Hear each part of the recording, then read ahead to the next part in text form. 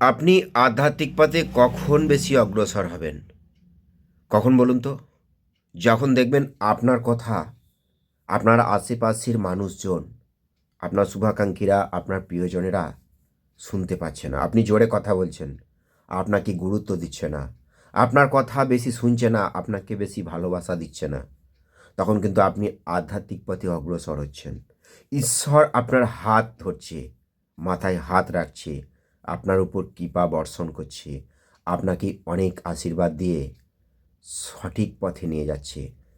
ভুল বিশ্ব চলন্ত সময়টা মানুষ প্রতিনিয়ত ভুল করে যাচ্ছে, লোভের পিছনে, লালসার পিছনে ছুটে বেড়াচ্ছে। কাজেই ঈশ্বরের সেদিকে নজর থাকে না।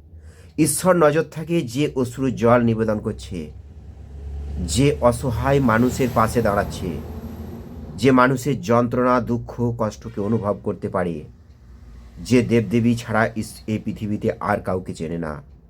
ঈশ্বর কিন্তু সেই তাকে ছাড়া অন্যকে বোঝে না। ভিডিওটি ভালো লাগলে শেয়ার করবেন, লাইক করবেন, কমেন্ট করবেন, শেয়ার করবেন। জয় মা তারা, জয় গুরু বামদেব।